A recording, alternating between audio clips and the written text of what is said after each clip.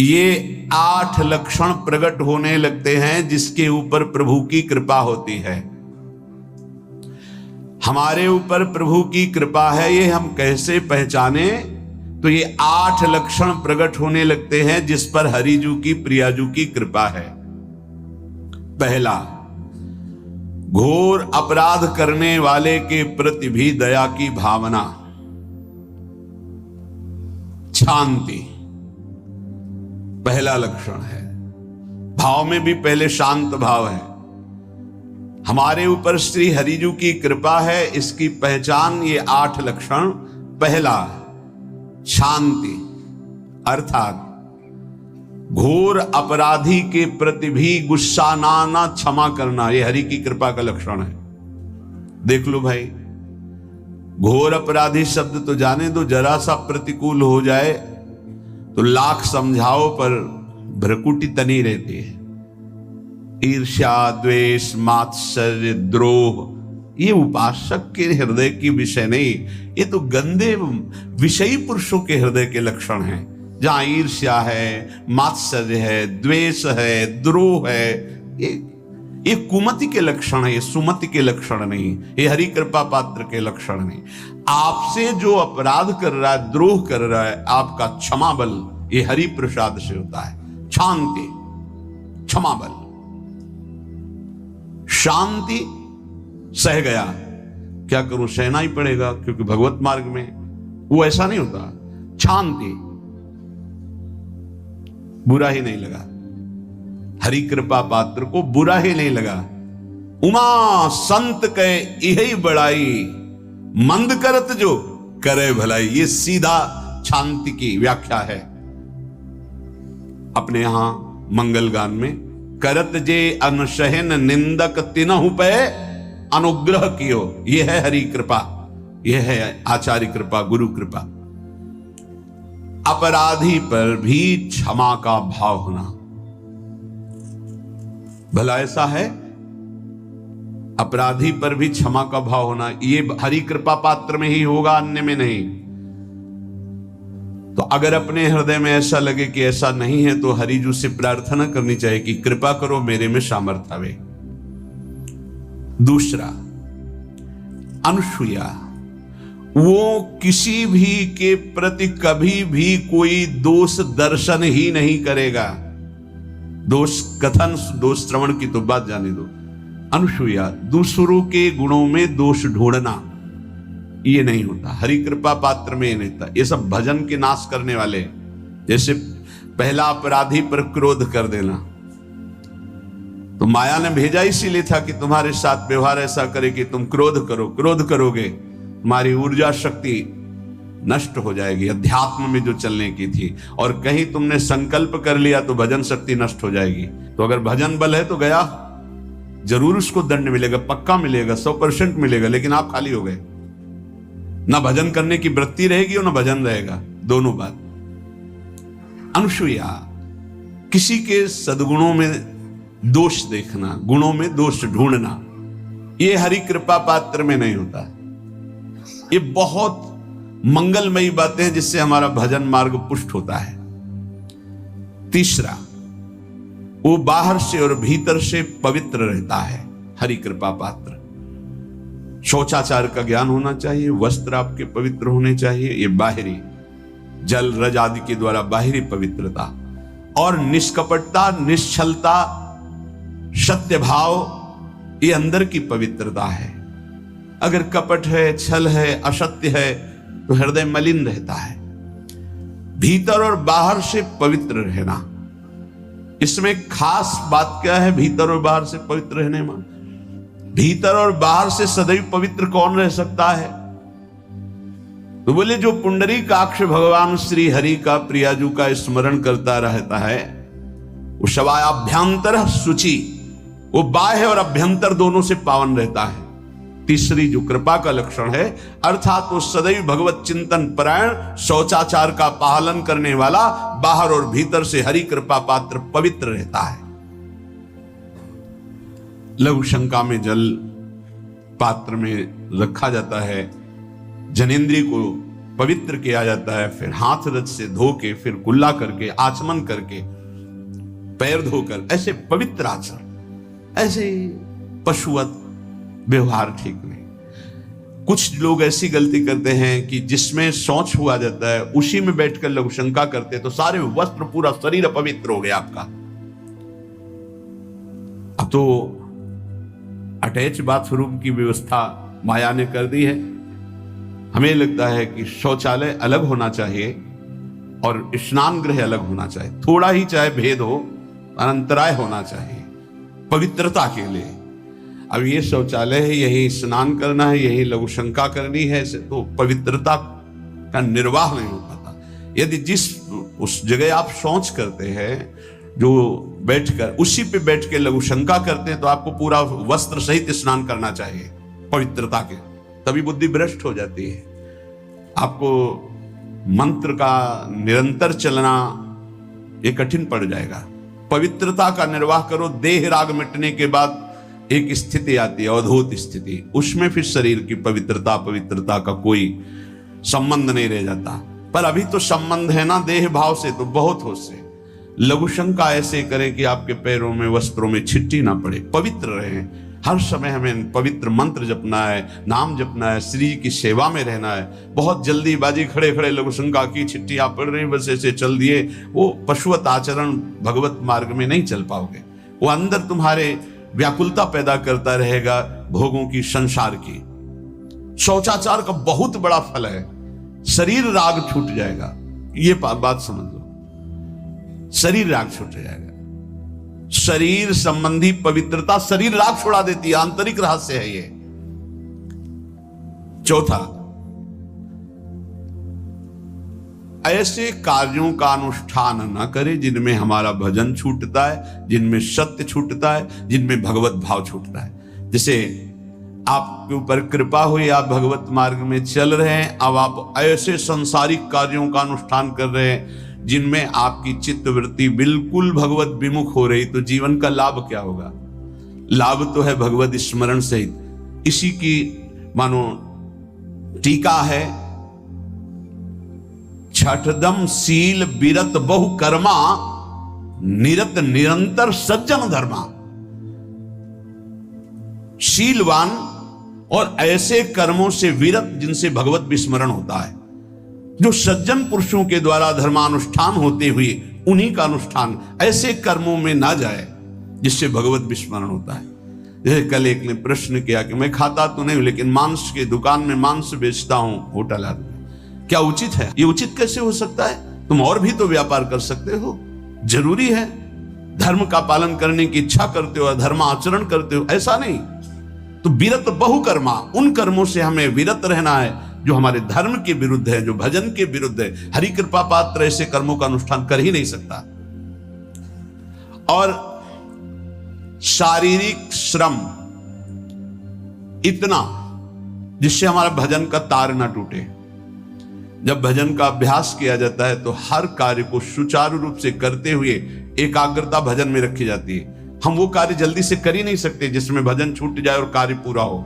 नहीं, हम कार्य करेंगे, हमें छोड़ दीजिए, हम अपने चिंतन से युक्त होते ही बिल्कुल कार्य करेंगे। जैसे कई साधक हैं, उपासक हैं, बड़े अच्छे उपासक हैं, उनको आप कार्य दीजिए कि आप पानी गर्म कर दीजिए, पात्र बहुत सुंदर साफ होगा, पानी बहुत गर्म, लेकिन आप कह दीजिए कि 5 मिनट में गर्म करके ले, तो उनसे असंभव नहीं होगा, छोड़ दीजिए उनको। आप वो मतलब ऐसा कार्य करेंगे प्रशंसनीय, पर वो समय से। उनका एक सिद्धांत है, बहुत अच्छा लगता है। और अपने को पता है कि इससे जल्दीबाजी नहीं होनी। पात्र मार्जन करना है, छोड़ दीजिए, आप उसको टोकिएगा नहीं, आप जल्दी मांझ के, उससे नहीं होने वाला। वो तनिक भी दोष नहीं रहने देगा पात्रों में, पर समय दीजिए, आराम आराम शिव कर। हमें अच्छा लगता है कि भगवत चिंतन परायण उपासक की यही वृत्ति होती है। पोछा लगाना है, बिल्कुल बढ़िया लगेगा, लेकिन आपको सर से घुमा दे, वैसा नहीं होगा। आप छोड़िए और जाइए, हटिए, और वो अपने ढंग से लगाएगा और एकदम क्लीन करके। यही उपासक का लक्षण होता है। जो कार्य करेगा सांगोपांग करेगा, पर वो बहुत मस्ती से होगा क्योंकि उसका भगवत चिंतन चल रहा है। अधिक ऐसे जिससे हमारा चिंतन छूट जाए, थोड़ा संयम में आना चाहिए। ये भगवत कृपा पात्र का लक्षण है। अपने भजन का फल देखना भगवत कृपा पात्र के सबको प्रदान कर देना। हिम्मत है? अपने भजन, इतनी मेहनत से किया हुआ भजन, भजन होने के बाद हे प्रभु इस भजन का फल हो, सर्वे भवन्तु सुखिना सर्वे सन्तु निरामयः। यहां तो कहते हैं महाराज एक माला रोज आपके लिए करता हूं कि आपकी बीमारी ठीक रहे, तो शेष किसके लिए करते हो प्रभु? शेष क्या? अगर इष्ट और गुरु के लिए तुम्हारा है कि एक माला करते तो फिर इतनी माला करते तो हमें क्या होगा? सब आपको दे देंगे तो हमें क्या होगा? तभी भजन का रहस्य नहीं जाना। सबके मंगल के लिए अपने भजन को समर्पित कर देना। देखो भाई भजनानंदी, भजन में अरुचि होने लगेगी? नहीं होने लगेगी। सुबह से शाम तक पसीना चुआए हम और भजन का फल दे दे सबको, तो इसका रहस्य बताते हैं।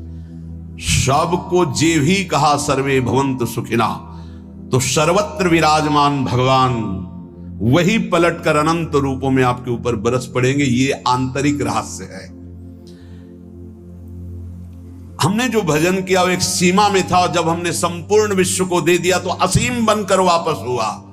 ये भाव न समझ में, अगर ये भाव न कहे तो एकदम लगे हम अपना भजन क्यों दे दें सबको। उस सर्वात्मा में विराजमान जो हमारा प्रभु है उसी को समर्पित कर, सर्वे भवन्तु सुखिना। तो वो सब पलटकर सब जगह से वापस आया, सबका आशीर्वाद आया और वो महान बनता चला गया। ये लाभ है, आंतरिक लाभ है।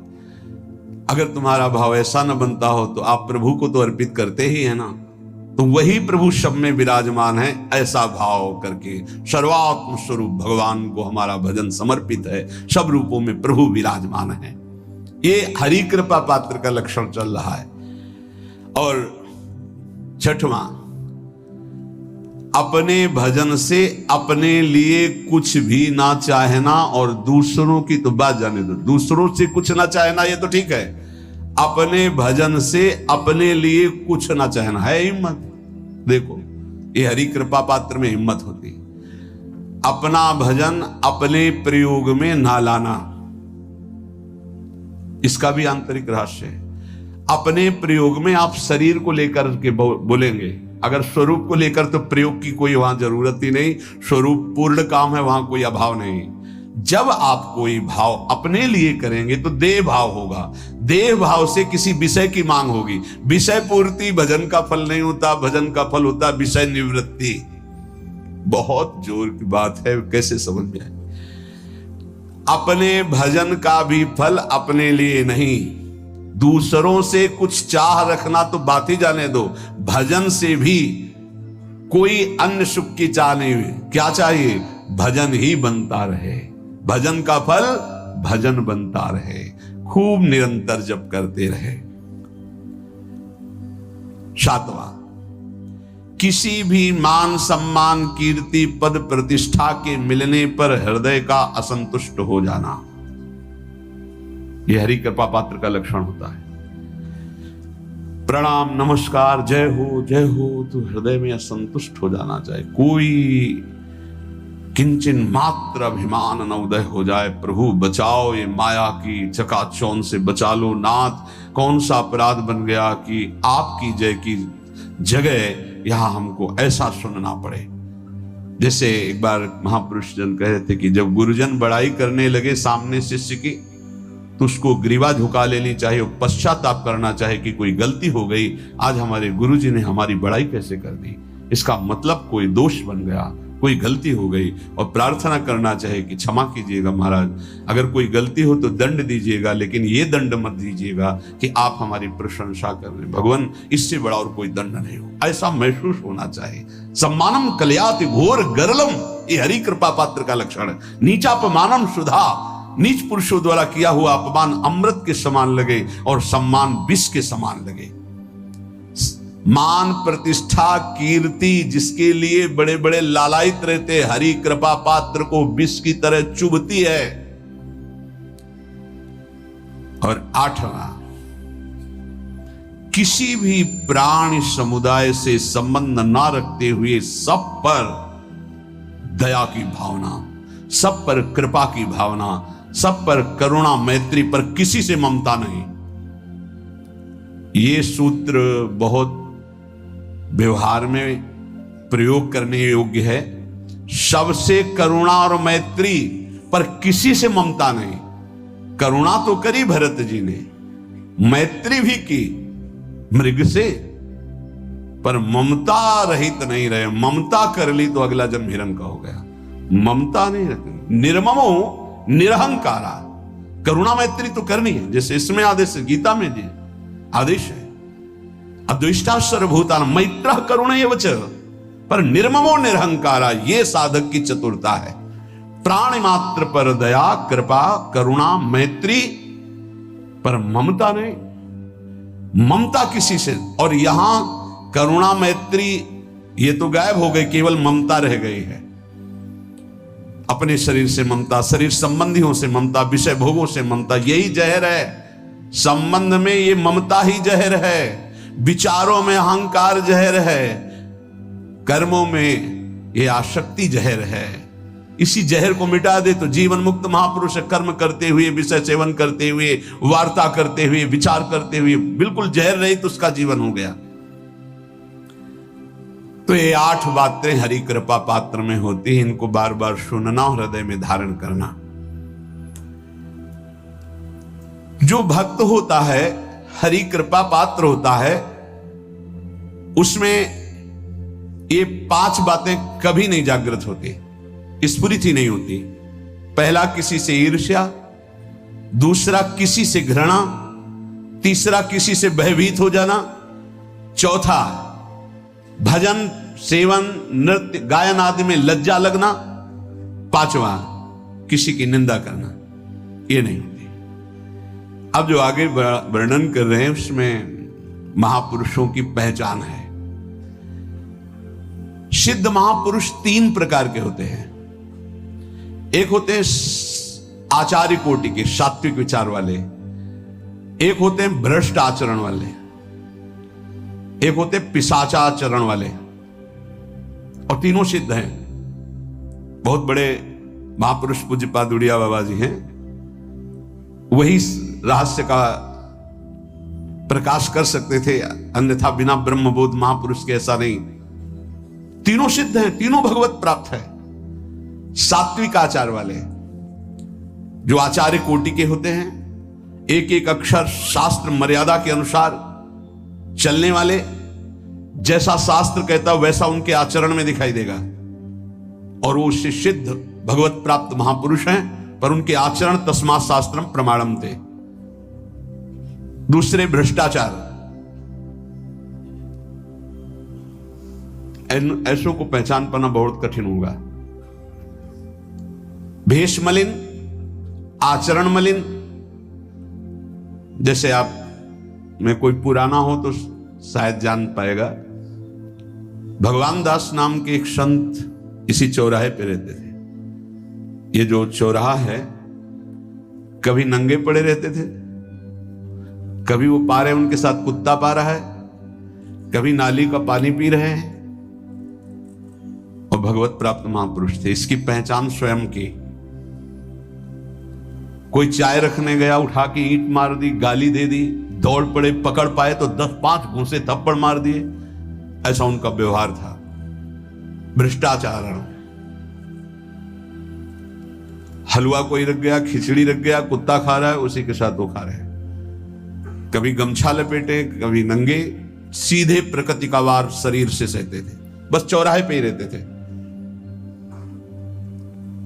बहुत अगर गए तो ये राधा टीला है, बस इतना ही उनका था। राधा टीला से इधर, और इधर थोड़ा चढ़ाई जो है जहां पूज्य श्री चंद्रशेखर बाबा जी वास करते, उसके इधर, मतलब चौराहे के बस इतने में ही रहते थे।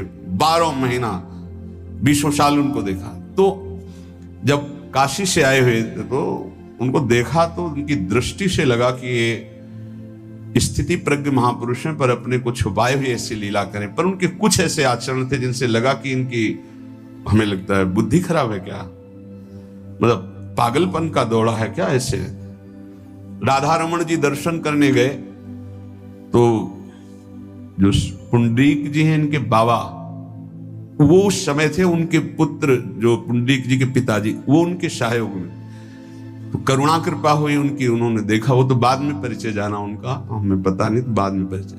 वो पीत वस्त्र धारण किए हुए वयोवृद्ध एकदम डलिया लाए, राधा रमण जी को निकाल करके अपने को प्रसाद मिला। तो सीधे राधा रमण जी की कृपा का अवलोकन करते हैं और परिक्रमा लगाना एकदम संकल्प बना।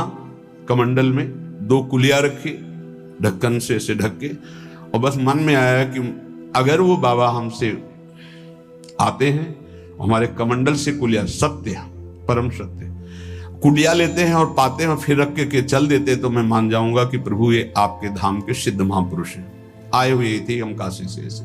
क्योंकि काशी में ऐसी लीलाएं देखी थी बड़े अवधूत कोटि के महापुरुषों को। आपसे सत्य कहते। वो पेड़ हट गया, रमण रेती में था, बीच रोड में था, चबूतरा बना था, वो ऐसे पड़े थे, वहां के हम बैठ गए, बिजली की तरह उठे, रफ्तार से आए, खड़े हो गए बिल्कुल। क्योंकि हमें पता था कि घूसा थप्पड़ इनका प्रसाद होता है, तो हम कहा उस समय, हम कहा अगर हाथ चलाएंगे तो पकड़ लेंगे ना, बिल्कुल पोजीशन में खड़े। तो बंगाली भाषा में कुछ बोले, वैसे गले में हाथ डाला, ढक्कन हटाया, कुलिया निकाली, पाया कुलिया वहीं रखा, ढक्कन रखा, गए और वहीं लेट गए। सत्य कहते एकदम रोम रोम खड़ा हो गया कि अरे भगवत प्राप्त महापुरुषों को जानना बड़ा कठिन है, कैसे आचरण, भ्रष्ट आचरण से रहते हैं। कभी दिगंबर, कभी गमछा लगा हुआ है, कभी कुत्ते के साथ खा रहे, कभी नाली का पानी पी रहे। पूज्य बाबा कह रहे आचरण मलिन, नाली या पैखाने का भी पानी पीने में उनको कोई भी परेशानी नहीं। गंदे जगह मलिन भाव से पड़े रहना, किंतु वृत्ति हर समय भगवदाकार रहना, भगवदाकार रहना। ये तीसरे, पिशाचाचार, गाली गलौज करना, ईंट पत्थर से मारना, हर मलिन चेष्टा बहुत कठिन है, बहुत कठिन है। ये सब देखने को मिला है भगवत कृपा से तीनों प्रकार के महापुरुषों का। वृंदावन में एक आगंतुक संत आए थे बाहर से, वो रात्रि में हर वृक्ष के नीचे खड़े रहते, पैर सूज गए थे, उनको कभी बैठे और लेटे नहीं देखा, खड़े रहते थे। ये 25 वर्ष के लगभग की बात है। तो उनको जब देखा तो देखते ही उनकी दृष्टि ऐसी थी, ऊर्ध्व लगा, ये तो भगवत प्राप्त महापुरुष हैं, 45 वर्ष की अवस्था हो, बस खड़े रहते थे, चरण उनके फट गए थे ऊपर से ऐसे खड़े खड़े। रात्रि में एक दिन हिम्मत की, बोलते नहीं थे वो, लार बह रही है ऐसे गंदे कपड़े, तो महाराज जी आप कृपा करें, उस समय मदन टेर में, कि आप आइए। तो सहज में से खड़े हो गए, तो आटे के 4 लड्डू हमें मिले हुए थे, तो कहा आप कृपा करके पाइए, पाले। तुमका आपका ये जो बाहरी परिवेश है और आपके जो बाहरी लीलाएं हैं, ये बाहरी लोग तो भले न समझ पाए, पर प्रभु मुझे ऐसा अनुभव होता है आप भगवत प्राप्त महापुरुष हैं। रो पड़े हो, कभी हमने उनको ऐसा नहीं देखा, रो पड़े। और उनका ये हमारे गुरुदेव की कृपा है। उनका कब से वृंदावन आप आए? बोले कुछ दिन हुए। बोले वृंदावन की रज का प्रभाव कितना दिव्य है कि अब जाने का मन नहीं होता है, पर आप अब दोबारा हमसे मिलने की चेष्टा मत कीजिएगा, कभी दूर से देख लीजिएगा, पर आप कभी मिलिएगा नहीं। आप भक्त हैं इसलिए आपसे संभाषण कर लिया। ये तो आपने सुना, सुबह की लीला, ईंट चल रही थी उनपे, और दिगंबर खड़े थे, ईंट मार रहे थे लोग, परिक्रमा वाले लोग उनको ईंट मार रहे थे, कई जगह उनके ईंट लगी। उनको लग रहा था ये पागल है, नहीं पहचाना जा सकता। 3 प्रकार के महापुरुष होते, एक होते सात्विक आचार वाले, बहुत जो शास्त्रीय आज्ञा वैसे ही अक्षर से आपको दिखाई देंगे, आचार्य कोटि के, पवित्र शरीर, पवित्र वस्त्र, पवित्र आचरण, एकदम आचार्य कोटि। दूसरे एकदम भ्रष्ट आचरण, समझ ही नहीं सकते आप। तीसरे पिशाच की तरह, समझ ही नहीं सकते उनको। अब लाभ होता है केवल पहले वाले से, सात्विक, 10वां शास्त्रम प्रमाणम थे, इससे जनता का लाभ होता है। इन 2 से विशेष हानि हो जाती है, क्योंकि इनके आचरण ऐसे होते हैं, साधु अवज्ञा तुरंत भव, बहुत जल्दी विनाश होता है ऐसे महापुरुषों के अपमान से। सात्विक महापुरुषों के नहीं, अगर उनसे अपमान भी हो जाएगा तो क्षमा करेंगे वो सब। इनको न क्षमा से मतलब है, न पिटाई से मतलब है। इनकी दैवी शक्ति तुम्हारा नाश कर देगी। ऐसे से बहुत, क्योंकि इनको समझ में नहीं आएगा ना। काशी में भी देखा, कुल्हड़ चल रहे हैं सब, और ब्रह्माकार वृत्ति है, लोग समझ नहीं पा रहे हैं, चाहे कि कुल्हड़ जमाए मार रहे हैं उनके ऊपर। ऐसे किया, बिल्कुल जो चर्म है प्रकृति को सहते सहते भैंसे का जैसे हो गया मोटा एकदम, और उनके ऊपर मार पड़ रही है, वो मुस्कुरा रहे हैं, चल रहे हैं। उनका गजब हो गया, ब्रह्माकार स्थिति महापुरुष के सामने। ऐसे कोई समझ ही नहीं पाता। तो कह रहे हैं ऐसे भक्तों से प्रायः सबकी हानि हो जाती है, क्योंकि समझ पाते नहीं कि स्थिति क्या है, और जब उनका अपमान करते हैं, उनको मारते हैं, पीटते हैं, उनका सर्वनाश हो जाता है। वो करते नहीं है, उनका प्रभाव कर देता है, पर सात्विक महापुरुषों से किसी का मंगल नहीं होता। इसलिए समाज का परम मंगल शास्त्र के द्वारा आचरण किए हुए जो सिद्ध महापुरुष हैं उनसे होता है। ये दो प्रकार के महापुरुष जो होते हैं, कई तरह से हानि हो जाती है। आप समझ ही नहीं पाएंगे, आप अपमान कर देंगे, अनिष्ट हो जाएगा आपका, क्योंकि यहां ना क्षमा है ना दंड है। दैवी शक्तियां उनकी सुरक्षा में लगी हुई, वो सर्वनाश कर देंगी। इसलिए बाबा परिचय बता रहे कि अगर तो इनको पागल ना समझा जाए। ये प्रायः जैसे एक बार बताया था कि हरगोविंद जी के पांडाल में रास हो रहा था, एक दिगंबर महापुरुष आए और वो ऐसे खड़े थे पीछे से, चूंकि आरती करने के बाद पीछे राधा वल्लभ जी की गए तो पीछे ही खड़े होना था, तो बिल्कुल पास बूट पहने हुए मारा लात पीछे से, वो मुभरा गिर गए, आराम से खड़े हुए, रास को ऐसे नेत्रों से हल्का सा और बस फिचल दिए। वो पीछे 10 बार लात मारता गया, वो मुड़ के नहीं देखा किसने मारा, पीछे पीछे हम 10 कदम चले। गजब हो गया, ऐसी स्थिति इस महापुरुष की। और ये बावरा जान नहीं रहा कि अपना सर्वनाश कर दिया हमने, और वो गजेंद्र की तरह मत वाले ऐसे फोगला की तरफ चल के नहीं। कैसे समझोगे महापुरुषों को? बाहरी व्यवहार। अभी 10-12 वर्ष की बात है, यमुना के पार ऐसे खो करके रहते थे दिगंबर एक महात्मा, अब है कि नहीं मुझे पता नहीं, पहले यमुना किनारे जाते थे बैठने, तो बस वो चीखते थे, राजकुमारी राजकुमार, राजकुमारी राजकुमार, यमुना पार से राजकुमारी राजकुमार। और ऐसे घास नोच नोच के जैसे गाय खाती है ऐसे खाते थे घास, और चिल्लाते क्या थे, राजकुमारी राजकुमार। किसको? प्रिया प्रीतम, राजधानी है ना, तो ऐसे वृंदावन की तरफ खड़े होते ऐसे कहते, राजकुमारी राजकुमार। कैसे कोई महापुरुषों को जाने। भगवान कृपा करे कि किसी भी महापुरुष का कभी कोई अनिष्ट हमारे द्वारा ना हो, कहीं कोई अमंगल बर्ताव ना हो जाए। इसलिए परिचय बताया कि आप सोच सकते हैं कि ऐसे भला महापुरुष हो सकते हैं। हाँ पक्का, तीनों प्रकार के महापुरुषों के दर्शन हुए। उपासक को चाहिए कि जब कभी इन दो प्रकार के महापुरुषों का जो भ्रष्टाचरण या पिशाचाचरण, इन दोनों, तो दूर से प्रणाम करके, ना सानिध्य ना नजदीक ना चरण छूना, दूर से प्रणाम करके चल दे। इनके प्रति कभी अशुद्ध भावना भी न लावे, क्योंकि वहां क्षमा शब्द नहीं है। जैसे आग में क्षमा शब्द नहीं है, अगर आपने प्यार से भी स्पर्श किया तो दाहिका शक्ति जला देगी, और रोष से भी स्पर्श किया तो उसकी दाहिका शक्ति आपको जला देगी। सात्विक आचरण वाले महापुरुषों के द्वारा परम मंगल होता है, और वही सिद्धि प्राप्त करना उचित है। इस कोटि के ये सब भगवान शंकर स्वरूप हैं, इनको केवल प्रणाम है, ना इनके आचरण अनुकरणीय है, ना इनकी स्थिति परिचय में आ सकती है।